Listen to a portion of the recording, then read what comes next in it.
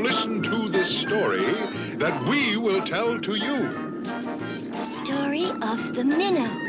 5 passengers and crew. With Gilligan aboard the ship, the skipper by his side. An unexpected storm came up and tossed them with the tide. They found themselves a shipwrecked clan, lost on Gilligan's Isle. Gilligan and Skipper, the millionaire, his wife. The movie star professor and Mary Ann began a brand new life. What creatures they encountered.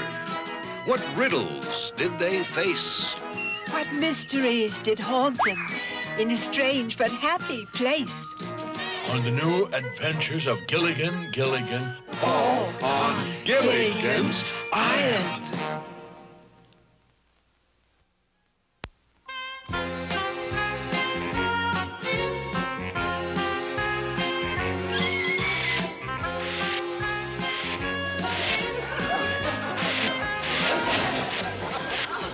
Hi, Snub. You've been working pretty hard. You must be hungry.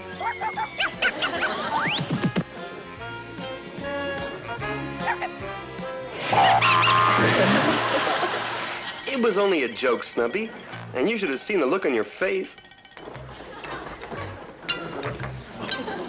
Gilligan! Hey, Snubby, I got a super idea. Let's play the old banana joke on the skipper. In here, Skipper. Would you excuse us, Gilligan? Mr. Howell and I are going to have a little game of chess. Little game is right. It'll be over before you know it. Have a banana, Skipper. Bananas are brain food, you know. Well, in that case, he'd better eat a whole bunch. That was a jolly one.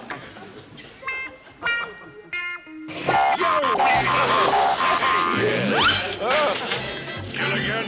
We better be going, Snubby.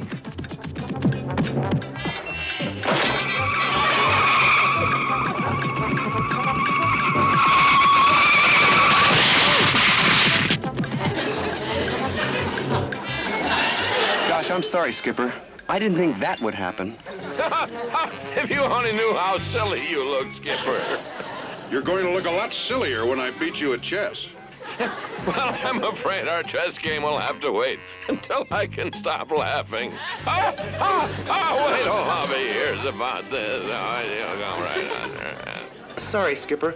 I didn't mean to get you mad. I'm not mad at you, Gilligan. In fact, you've given me a great idea. Can I borrow that trick banana of yours? Sure. Are you going to play a practical joke on somebody? Yeah, and the laugh is going to be on Howell this time. Come on, Snubby. We don't want to miss the fun.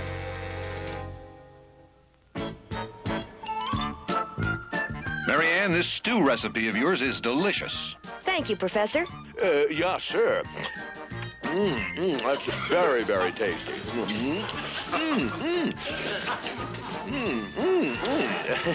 How about some dessert, Howell? Thanks, Skipper. Don't mind if I do.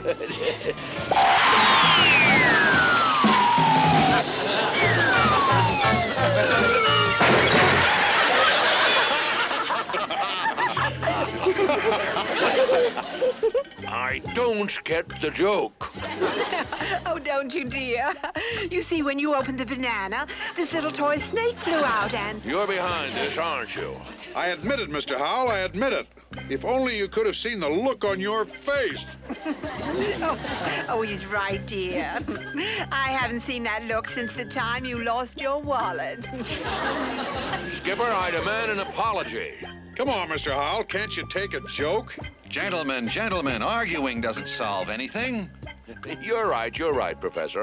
I'm through arguing with him. In fact, I'm through talking with him. Ever. That's the best news I've heard all day. I'm through speaking to you, too. Would you talk to me, Thurston?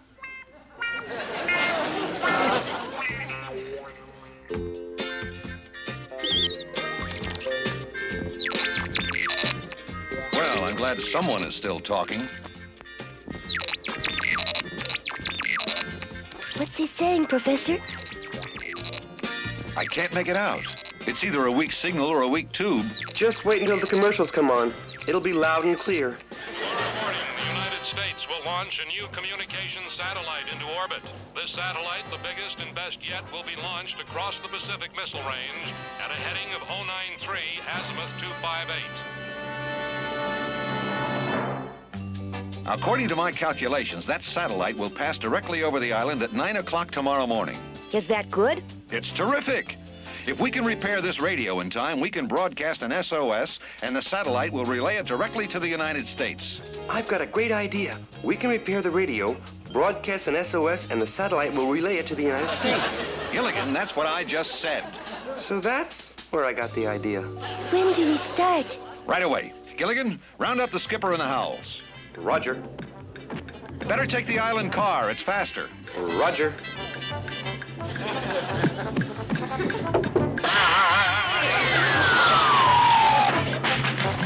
Skipper, come quick. We're going to get off the island. And what is this, Gilligan? Another one of your practical jokes? It's no joke, Skipper. The professor figured a way to radio for help, but the radio needs to be fixed, and we've all got to pitch in. If it'll get me off this island and away from Mr. Howell, I'm all for it. Let's go. Maybe a round of golf will take my mind off that infernal skipper. 4. 4? My goodness, is it that late already? It's time for tea.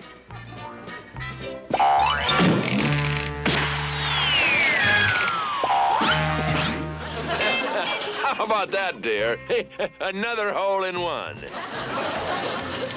Nice shot, Mr. Howell. Mr. Howell, you have to come back to the compound. The professor needs your help. Don't be absurd, Gilligan. I wouldn't sit within 10 feet of you-know-who. No, dear. Who? And I wouldn't sit within 20 feet of you-know-who. No, Skipper. Who? Oh, boy. You think we can get the radio working in time, Professor? We can if Gilligan and the others ever show up and give us a hand. Here they come now. Looks like before we patch up the radio, we have to patch up a friendship. Gilligan, I want you to take the skipper and the Howells up to the top of Ridiculous Ridge. Wait a minute. The Ridiculous Ridge is the highest spot on the island. Right. And what better place to construct our super radio antenna? Now, here are the plans, Gilligan.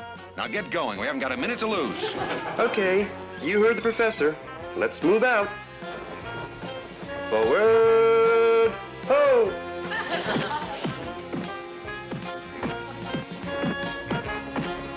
Forward, no. Huh? I refuse to walk behind you-know-who. No. Who? Well, it's a cinch I'm not going to walk behind you-know-who. No. Who? This could go on all day. It better not. We'll all be behind. Behind schedule. Okay. Now, nobody has to walk behind anybody else, so let's get started. Ridiculous Ridge. Here we come.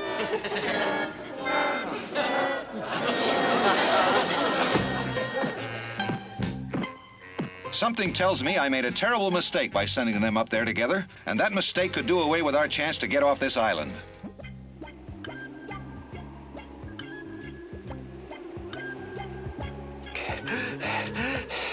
Well, here we are.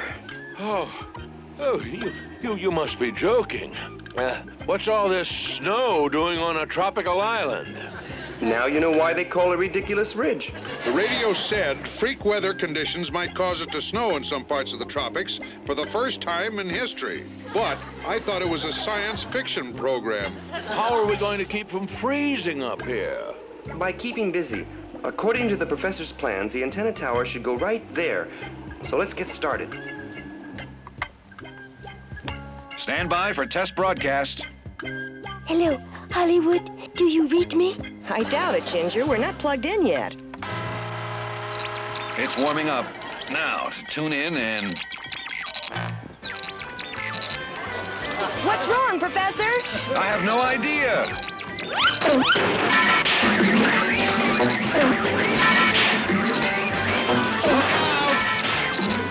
Save the radio!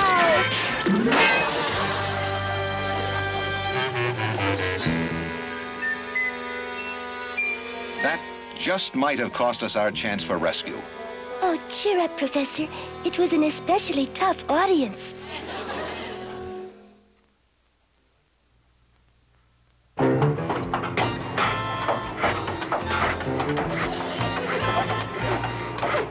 Come, Jumbo.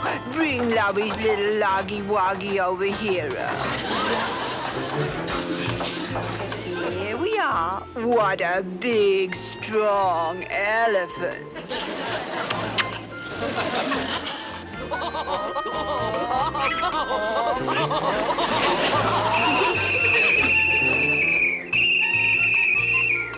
Hoist away on the logs!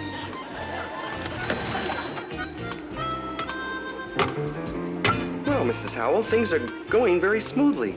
Gilligan! Smoothly and loudly.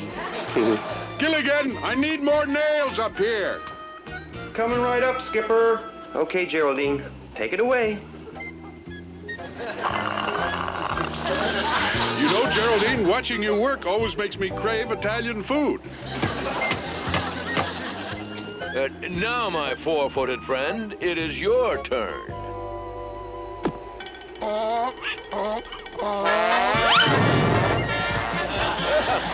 Splendid, splendid.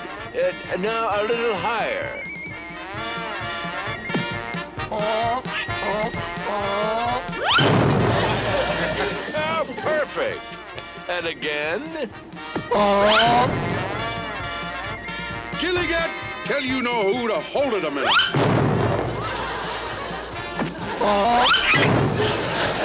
Mr. Howell, the skipper wants you to hold it a minute. Is that right? Well, you tell you-know-who that I can't stop in the middle of a job.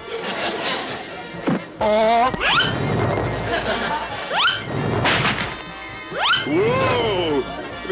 Gilligan, tell you know who to look out below. Mr. Howell, the skipper says to look out. What gall? You tell you-know-who he can't threaten Thurston Howell.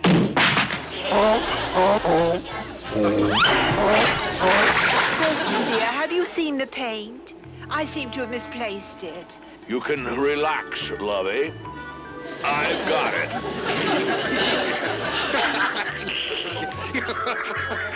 And you're gonna get it, Mr. You-know-who. Oh, yeah?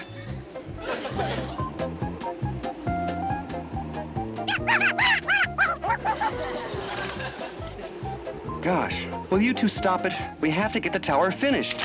It's from the professor. He says to hurry and finish the antenna tower. Every second counts. I'll fetch more wood.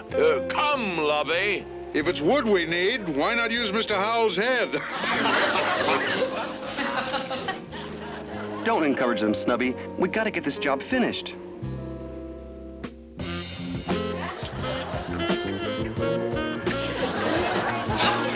Are you sure we're heading back the right way, Thurston?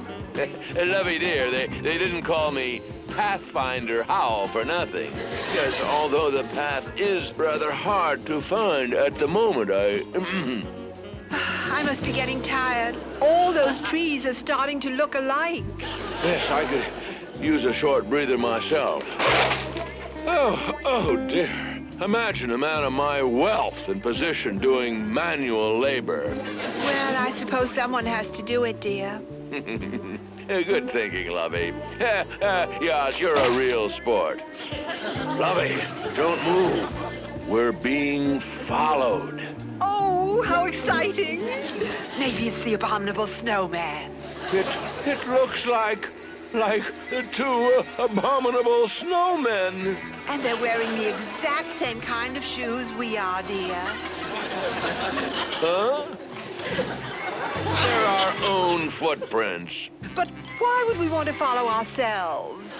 Never mind, Lovey. These footprints have given me a brainstorm. Oh, dear. And me without my umbrella. It's the perfect practical joke. And the laugh is going to be on the skipper. Oh, I'm such a nasty one. But Thurston, the tower.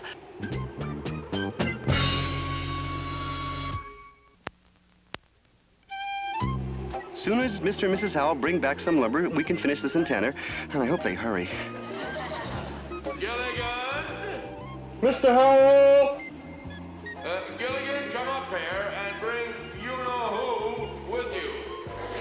knew he couldn't get along without me.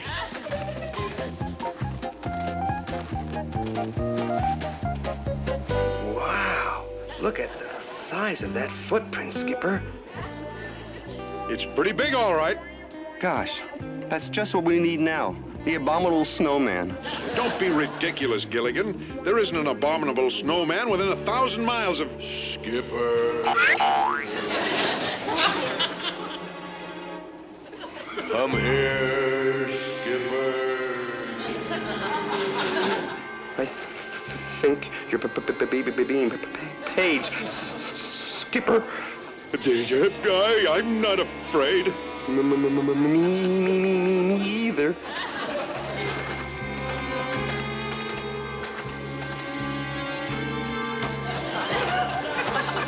Here they come. And is the skipper going to be surprised? What kind of a surprise, dear? When the skipper gets real close, I'm going to leap up like this and... And this is a surprise.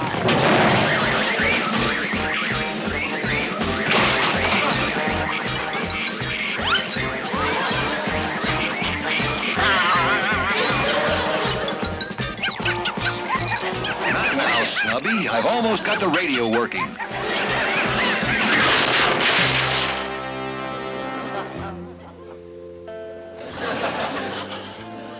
These practical jokes have gone far enough.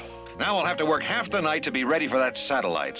It's all Mr. Howell's fault. He started this. I started it. That's absurd. You're the nincompoop behind all this. I am not. Oh, yes, you are. Well, at least they're talking to each other again.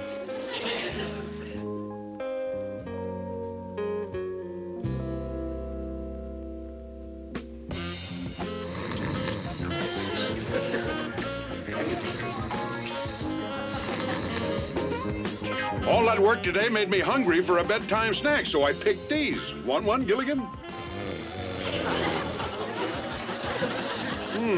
Guess I'll just have to eat them all myself. Hold it, Skipper. Those are Silencio tongue-tidos, a very rare fruit that causes a complete loss of speech for 5 minutes. You mean if I ate one of these, I couldn't talk for 5 minutes? That's right.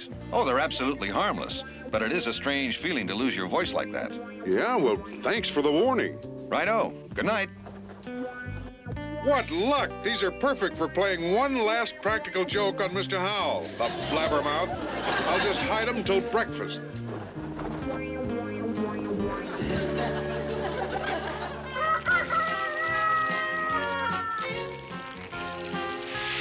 Boy, Snubby, won't everybody be surprised when they find out we've cooked them a nice breakfast? Finding this nice bunch of fruit under the table is what gave me the idea. Come and get it!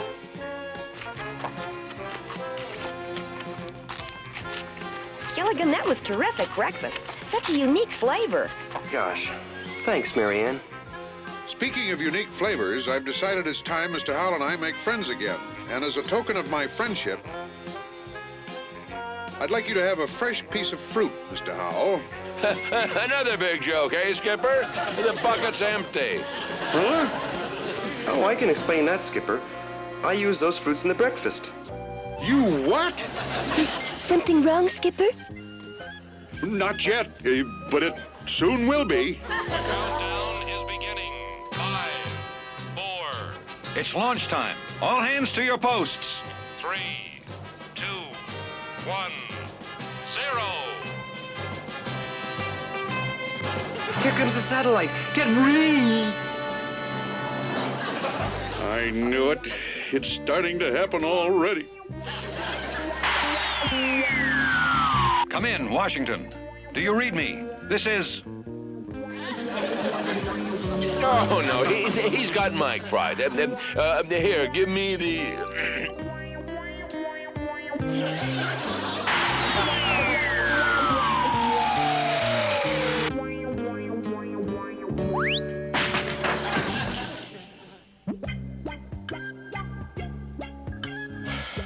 Thanks to all those practical jokes, we blew our chance to be rescued. I sure learned one thing today. Practical jokes aren't very practical when you use them to get even. Yas, and if the skipper and I had just talked over our problem instead of pulling those dumb tricks on one another, well, we'd all be better off. Well, you can see now why communication is such an important part of people getting along with each other. Well, now that we're all back on speaking terms, I'd like to ask just one question. What's that, Gilligan? How'd you like to see my latest invention? I crossed the banana with a watermelon. Gilligan! I thought we agreed no more practical jokes. Relax, Skipper.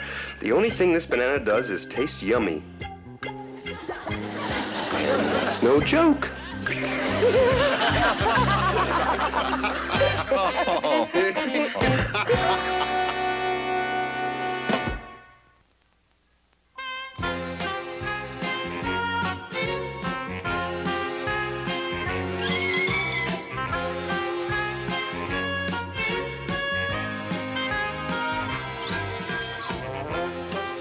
I never realized before how important it is to communicate with each other. Did you, Skipper? I mean, like we really blew it with all those dumb practical jokes, right? Talk to me, Skipper. You're not communicating at all. I have just one thing to communicate, Gilligan. Be quiet. I'm trying to sleep. Maybe you'll talk in his sleep. Say goodnight, Gilligan. Good night, Skipper. Night, little buddy. See ya.